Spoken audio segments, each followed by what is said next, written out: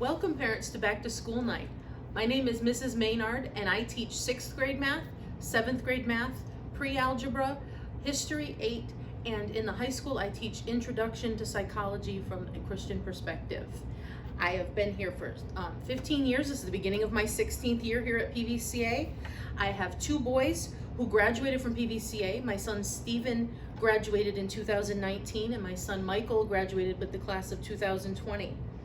I'm very happy to be back in school and actually getting to work with the kids, and I'm just looking forward to a great year with all of your young people this year. So thank you for letting me work with them. In pre-algebra, what we're doing is bridging the arithmetic skills, bridging those with more complex operations and basic algebra concepts like multi-step equations and graphing.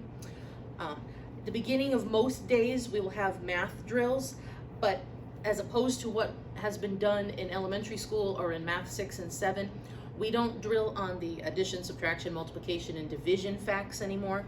What we do is we have math drills on factor pairs up to 60, and that's going to help them when they go into algebra, because they'll have to do something in algebra called factoring trinomials.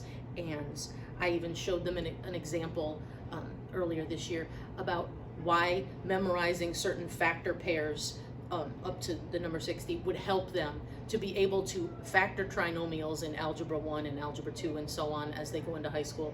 It helped them to do that much more quickly if they just have those factors memorized. So we will do that most days except for quiz and test days, just to keep them in practice and keep them fresh on it. And then also partway through the year, we switch our math drill to some of the commonly used squares and square roots in math, just to, again, to help them make it part of what they've got memorized, so that they don't have to be relying on a calculator when they're allowed to in high school, and that they just really get into the swing of knowing some of those more common ones quickly, that they don't have to spend too much time thinking about it, even when they're doing like a multi-step problem.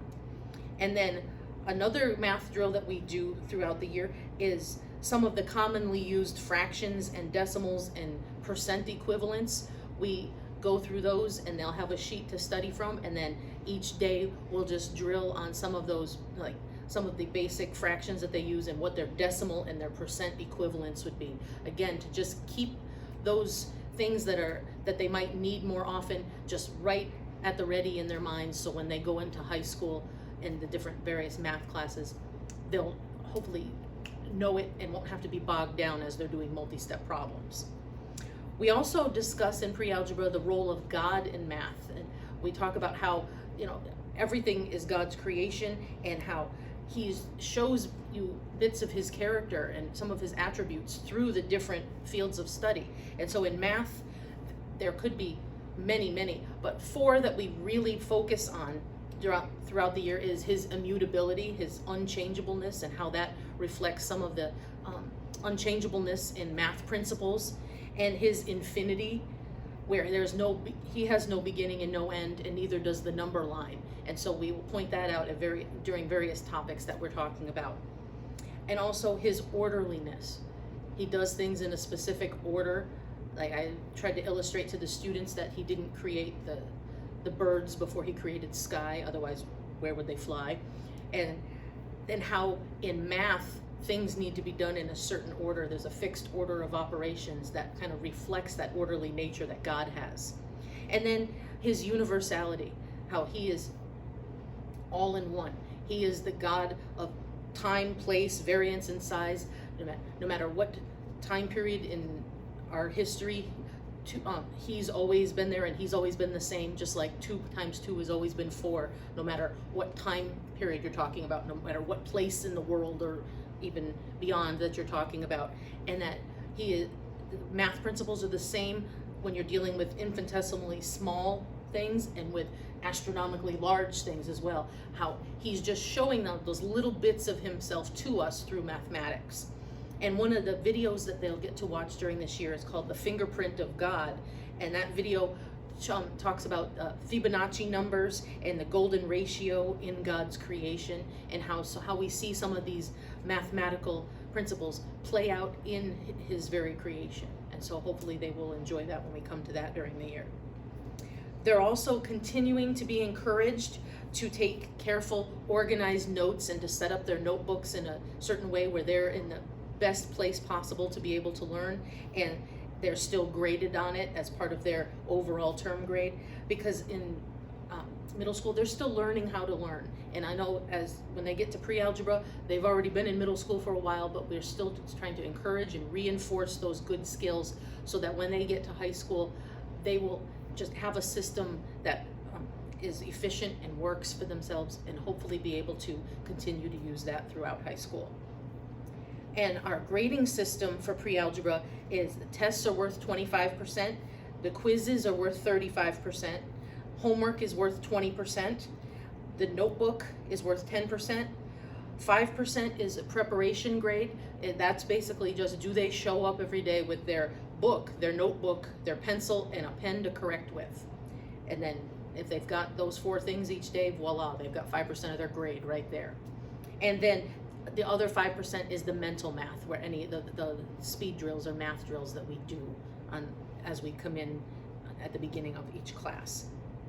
And so they're able to make quiz corrections, not for tests, but just for quizzes, to get up to half of their points back. And that allows the quiz to be kind of functioning as a learning tool.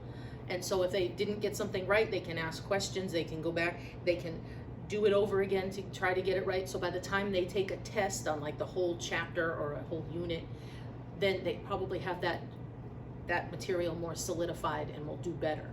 And so I give them a chance to do that. And that also kind of cuts down on people trying to ask at the end of the term for any bonus work so that they could up their grade. If they've already had the chance to make quiz corrections and improve their grade that way, they're, again, hopefully understanding the material better, and they're also not having to do any different work other than what we normally have them do, and they're learning the curriculum that they're going to need to be successful in the next math class and in subsequent ones throughout high school.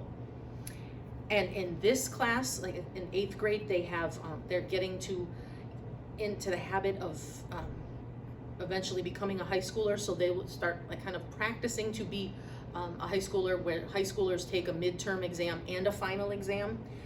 In 8th grade, they take one or the other. They're just starting to get into that. And so for pre-algebra, they don't take a midterm exam halfway through the year, they take a final exam at the end of the year. And so we would stop a week or 2 before the end of the year, and we would go over everything that we've done that year so that they are prepared for that exam that would take place in that last week of school. And with all of my math classes, I have extra help on Mondays and Thursdays from 2:45 to 3:30 right here in my room. And all they have to do is just give me some prior notice. They can just tell me even that day, oh, Mrs. Maynard, I'm gonna be staying after today, just so I know to look for them. So that is always available. So if they seem to have a problem, you see them doing their homework, or maybe they're struggling with something, please just remind them, Mondays and Thursdays, Mrs. Maynard's always there for you. Thank you very much. Have a good evening.